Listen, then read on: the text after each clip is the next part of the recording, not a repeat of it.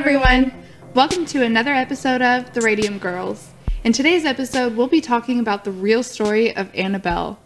But before we begin, don't forget to hit that subscribe button as well as give us a thumbs up. Leave a comment down below and let us know where you're listening from. Don't forget to send us your questions to theradiumgirlspodcast@gmail.com. And stay tuned to the end of the episode where we'll answer a question at random. Today's episode is actually a very special episode. During the story, I'll be painting myself as Annabelle. Valerie will let you know the details of the story, and I'll let you know what she looked like. I'll be painting half of myself as the real Annabelle doll. We'll get into that in the story. And the other half as the theatrical version of the Annabelle doll. So if you're listening solely to our podcast, head over to YouTube and check out our video for today. But before we get into the story, I'm going to go off camera and fix my hair and do some stuff so we don't have to waste time on that part of it, and then we'll get started. All right, let's go. Yes. We're back. And I look kind of crazy now, so I'm going to move the mic away and turn it over to Val, and she will tell you the story about Annabelle. The haunted doll dates back to the 1970s. When Annabelle was gifted to a young nurse named Donna from her mother for her 28th birthday. Donna loved her gift and took it home to her shared apartment with another young nurse named Angie. At first, the doll would sit in their apartment on the sofa, but it would not be long before the women began to notice that the doll seemed to move around the room. Donna would sit on her couch before leaving for work next to the doll, but when she came home that afternoon, she would find it in her bedroom with the door closed. Other days, she would leave the house knowing she left the doll's legs uncrossed, only to come home to them intertwined. The nurses became concerned with the doll's subtle movements, more so after finding parchment paper with the words "Help me" written in crayon scattered all over the apartment. That's freaky. Yeah. I don't know if y'all can hear me, but that's freaky. They had no idea where the parchment paper came from. They did not have any in the apartment. That's even more freaky. Yeah, for real. One morning, the ladies were eating breakfast. The doll's two flimsy cloth arms levitated onto the table. Although frightening, this was nothing compared to what would happen next. Lou, Angie's boyfriend, started having bad dreams where the doll was in his bed, climbing up his leg as he lay frozen, climbing all the way up to his chest, then neck, then wrapping her hands around his throat, choking him out. He would wake up terrified with a pounding head like all of the blood has been cut off to his brain. Freaked out, his worries shifted to the girls. Lou was hanging out with Angie in the apartment, planning a road trip together when they heard someone moving around in Donna's room who was not home. Assuming it was possibly a break-in, Lou crept over to the door to listen. After hearing rustling, he threw the door open and everything was as it should be, except for the doll. She was sitting in the corner of the room, off of the bed where Donna had left her. As he walked up to the doll, he felt a burning sensation on his neck as if someone was staring at him, so he spun around to find no one was standing there. The room was completely empty. He then got a sudden pain on his chest. Inspecting his new pain, he found a series of raking claw marks that were burning and bleeding. He knew this was the doll's doing. 2 days later, the marks vanished without a trace. The wounds were nothing like any of them had seen before. One night, Donna returned home to find Annabelle in her bed with blood on her hands. Still had blood on her hands. The blood, or some sort of red liquid, probably blood, seemed to be coming from the doll itself. Okay, Annabelle. That was enough. Donna finally agreed to bring in a medium.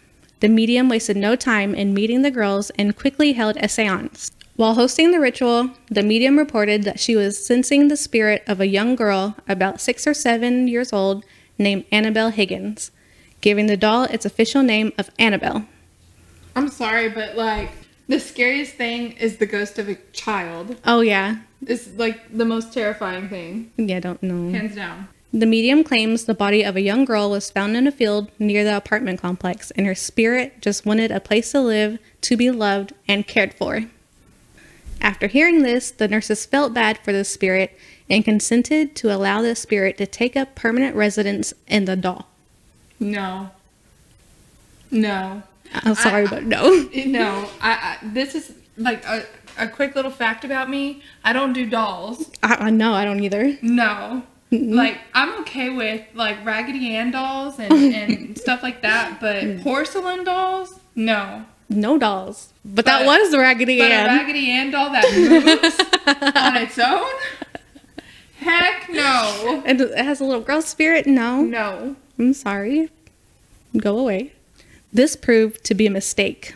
Yeah, it's a big mistake. You think? Yeah. I think that's a little bit of a mistake. The doll would continue to attack Lou and wreak havoc in their home. Well, the ladies contacted a priest, who then in turn contacted Ed and Lorraine Warren. Now we know the Warrens. Yes. Yes, yes. I'm excited. This is when the Warrens took an interest in the case. The Warrens discovered that the doll was actually being manipulated by an inhuman presence who desired Donna's soul. No. Excuse me. I'm sorry, what? I'm sorry, it was what? My soul? The Warrens' account of the case states that spirits do not possess inanimate objects like houses or toys. They possess people. Okay? An inhuman spirit can attach itself to a place or object, and this is what was occurring with Annabelle, the Raggedy Ann doll. A doll. Oh my terrifying. God. I used to have a Raggedy Ann doll too, and it just creeps me out. Yeah, I used to play with one. My grandma had one. Raggedy Ann and Raggedy Andy. No, I didn't have that one. Did you ever have like those life-size ones? They were like this tall. It was pretty big. No, I'm talking about like the plastic ones. Oh no. I had one, and then my great grandma gave me one. It looked like Chucky. No. I was so scared. No. Were you like, thanks? Yeah, I was like, oh, thank you. We'll hide this one. The inhuman spirit manipulated the doll and created the illusion of it being alive in order to get recognition. Mm-hmm. The spirit was not truly looking to stay attached to the doll. It was looking to possess a human host, Donna. Ed and Lorraine summoned a priest to perform an exorcism on the doll. So if we've learned anything from our last story, we know that exorcisms don't always work. Even after 67 of them. That's crazy. After the exorcism, Ed and Lorraine decided to take the doll with them. I mean, yes, take it, please. Yeah. Ed told his wife they should avoid the highway because he was going to have a very rough ride home. And he was right. Uh-oh. Their engine kept stalling, the power steering kept failing, and even their brakes would give them trouble. And reached into the back seat into his black bag and took out a vial of holy water and doused the doll, making the sign of a cross over it. The disturbances stopped immediately, and the Warrens arrived home safely. When they finally arrived, Annabelle started displaying supernatural signs yet again.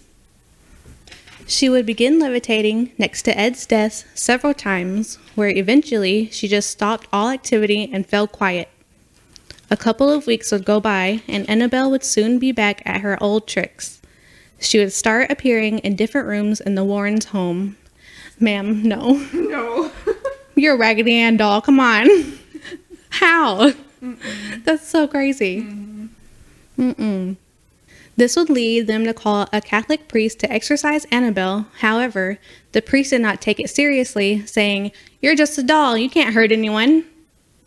You done messed up, Aaron. Yeah, you done messed up, Aaron. And he did. On his way home, the priest's brakes failed, causing him to crash and total his car in a horrible accident. The priest did survive this crash. We told you, though. I know, right? Told you. You do not play with the demons. Eventually, the Warrens built a locked case for Annabelle, and she resides there to this day inside the occult museum.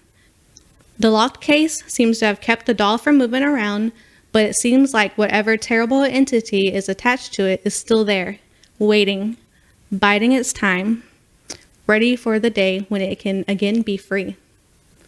I bet she is. Yeah. Don't come for me, girl. I love you. Every few months, a priest comes by to bless Annabelle, and although it has been exorcised several times, some negative energy still remains. So what's the point in exorcisms if it's not going to exorcise the thing?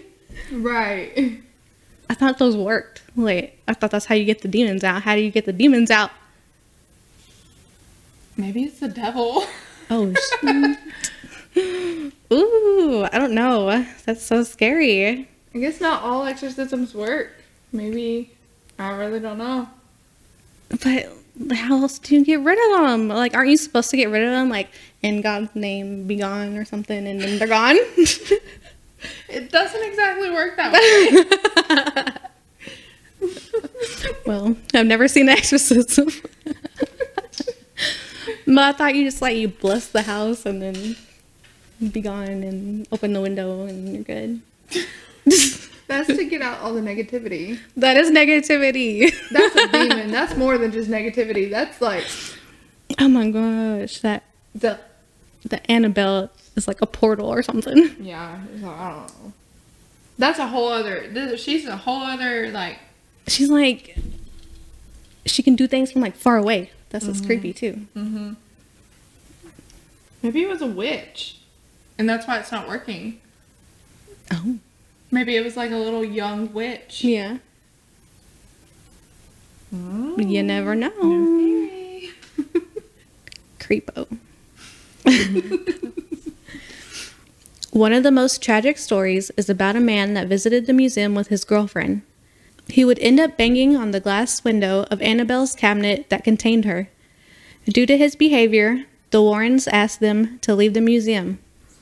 According to his girlfriend, the couple were joking about the doll while riding on his motorcycle, to which the boyfriend ended up losing control of the bike and crashed head-on into a tree. Unfortunately, the boyfriend did not make it, but his girlfriend survived and was hospitalized for over a year. So that's pretty tragic. Yeah, that's sad. Yeah. For banging on the window. It's crazy because she's in there, but she can still do stuff. Mm-hmm. Yeah, it's almost like, what good is that actually doing? Yeah, if she can still do stuff. Yeah. I guess she can't get out to choke you or something. Yeah. I don't know. Maybe she can like harness her power for so long and use it for one thing. She gotta build it back up. Yeah. I don't know. I don't know either. It's crazy. Man.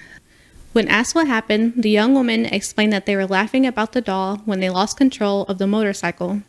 Ed warned you, do not challenge evil, that no man is more powerful than Satan. Amen. I'm not challenging no doll. Mm-mm. Tony Spera, their son-in-law and current owner of the museum, mentioned that during an investigation, a detective touched Annabelle and felt a force overcome him. According to Ed and Lorraine, he never spoke of what exactly happened to him. Soon after this, he resigned from his position, moved across the country, and was never heard from again. I'd be really curious to know what happened to him. Yeah, I kind of want to know too. Happened to him, Never heard from him again. I wonder if she freaking killed him or something. Mm-hmm. That's crazy. Mm-hmm. Like, he touched her. There were rumors in August of 2020 that Annabelle had escaped. Spera confirmed that this was not the case by releasing a video showing Annabelle still locked in its case. He goes on to state, the museum has high-tech security system, so he would know right away if Annabelle escaped or if someone broke in. He also released a video detailing the history of Annabelle, in which he reveals she in fact did leave the museum. He goes on to state that there are times when there's higher activity, like now, where he has to move the whole case and all and put it in a safe location. We've all heard of the saying, looks can be deceiving, right? Well, Annabelle takes the cake in setting the bar high. She sure does. She really does, yeah. Man, let's see how you're doing. Yeah. We're getting there. Look at that. Spooky. I'm excited to see it. So, you've seen the movie. Yeah. What are your thoughts on the movie compared to the true story? Well, definitely the one thing is their looks. She definitely looks more scary, the porcelain doll. Mm-hmm. I probably wouldn't be that afraid of, Raggedy Ann just by itself. Mm-hmm. That porcelain doll, though, looks creepy from the get-go. Yeah, for sure. Yeah. I agree 100%. There's some movies out there if you want to see. I think there's like 3 or 4 Annabelles. I think 1 or 2 of them go over some of the history that we went over. So if you want to watch those, if you probably have watched them, if you like scary movies like we do. Tell us your thoughts about it, about the movies compared to the story, like the real life story. Tell us your thoughts. What would you do? Would you let the spirit inside the doll? Would you have agreed to, you can be in my doll? Hell no. All right, so Val, we got a couple questions for today's episode. Yeah. We have a few questions we can answer while Sarah does her makeup. All right, Val, what are 3 habits that you have? Okay, 3 habits. I know I have a really bad habit of taking naps after work. Because, I don't go to bed till, midnight, and then I gotta get up at, 5 something.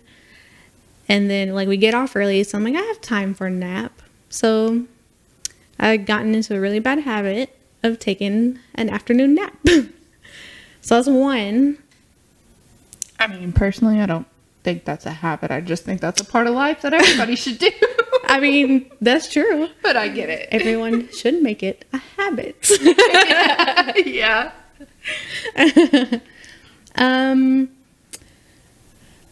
Let's see, more on sleeping. I have to have a loud fan, not like a ceiling fan. I need a plastic big fan. Like a cyclone. Yes, I need one of those. So just on me.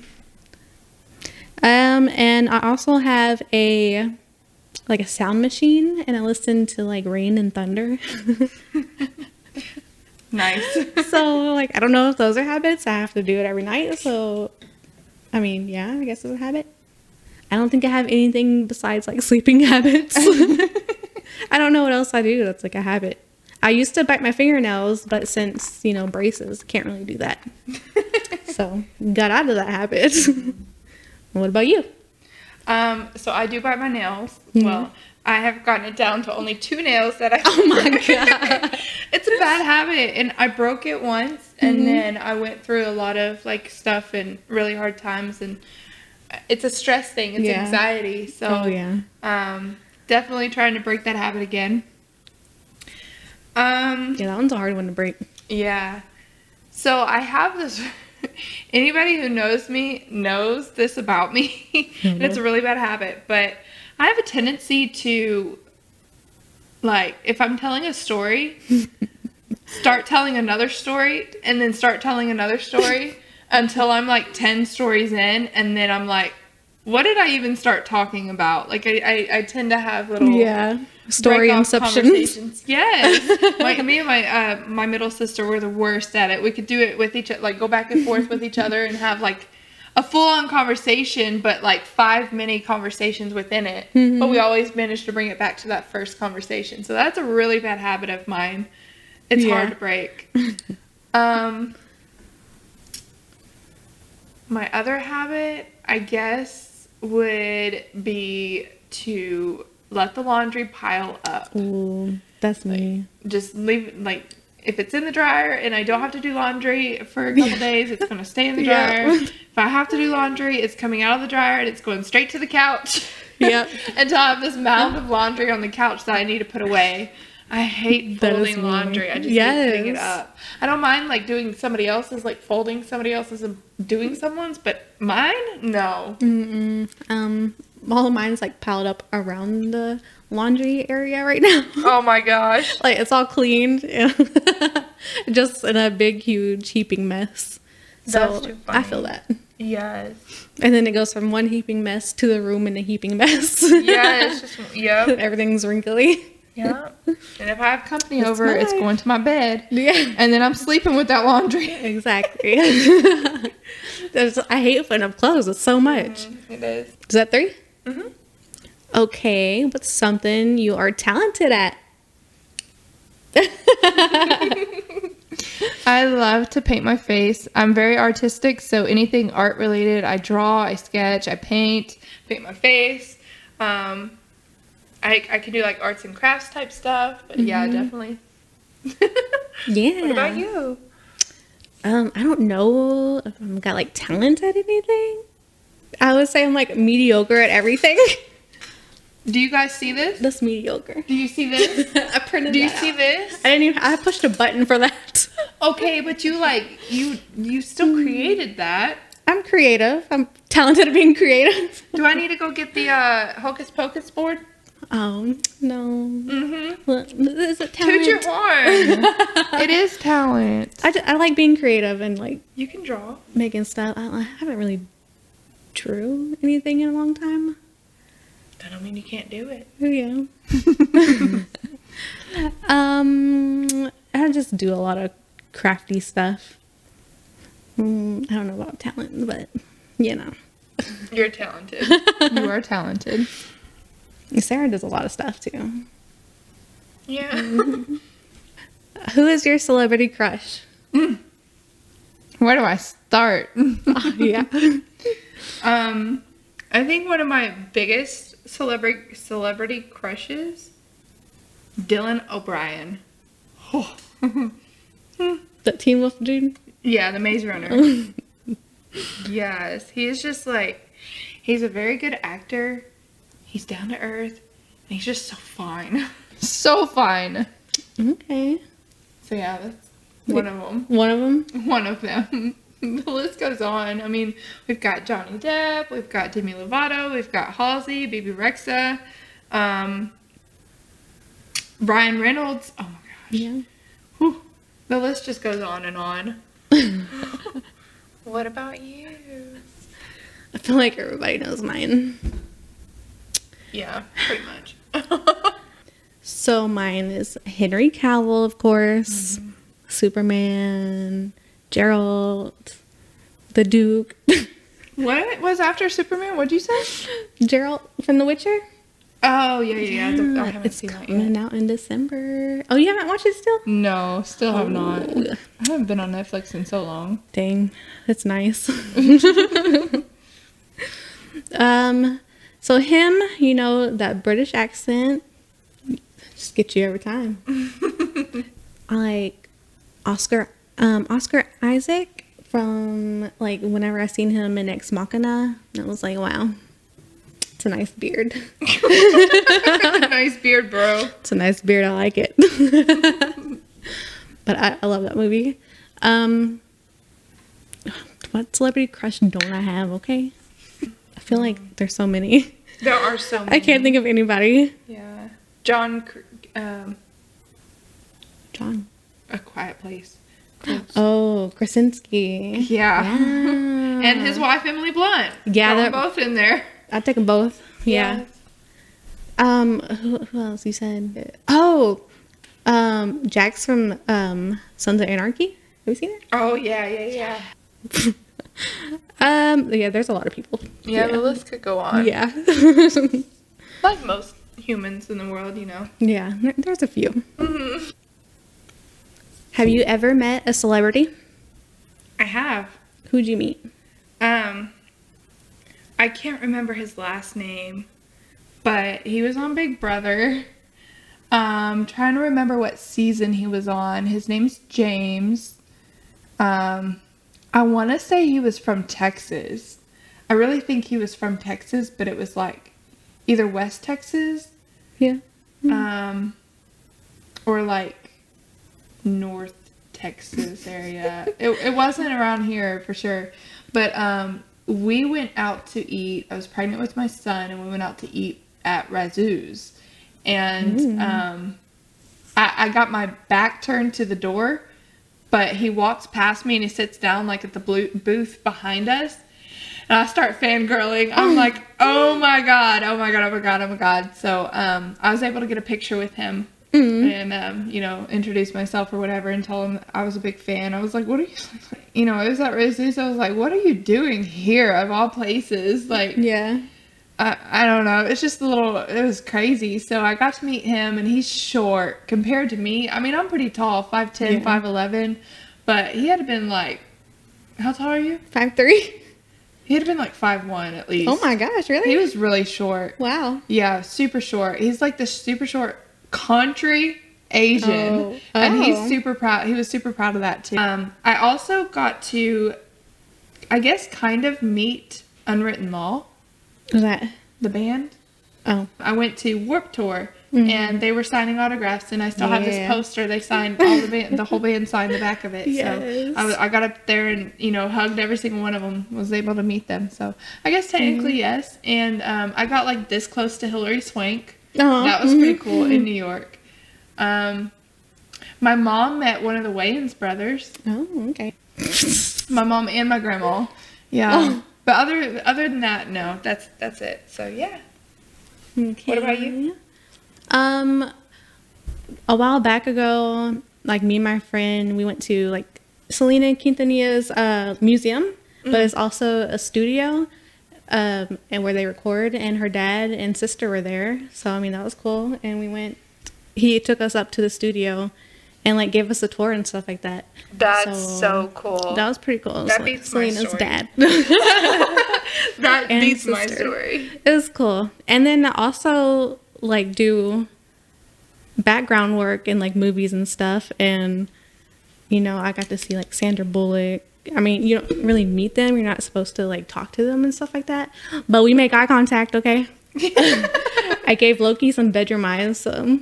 Oh my gosh. So like him, Sandra Bullock, like a bunch of random people. So I mean, that's pretty cool. Yeah, I mean, super cool. Can't really officially meet them though, so I can't really say that. I did meet like A Day to Remember and stuff like at Edge Fest and got their autographs. All right, guys, we're gonna pause for a second. I'm gonna finish up this look, and then and we'll be right back. All right, guys, that'll do it for today's episode. We hope you enjoyed today's content. If you liked what I did as far as painting my face during the episode, make sure to give us a thumbs up and let us know in the comments down below if you'd like to see more. Also, don't forget to hit that subscribe button as well as turn on all notifications. Be sure to subscribe to our podcast. Also, let us know in the comment section where you're listening from, whether it be on the podcast, on YouTube, as well as your location. Are you in Texas, Oklahoma? Where are you from? Let my girl know how good she did. Yeah, let me know if you liked it. Thank you. Also, don't forget to send us your questions that you'd like to hear us answer in our next episode. You can send them to theradiumgirlspodcast at gmail.com. You can also leave a comment down below, and we'll take those questions into consideration as well. We'll see you next time. Stay curious.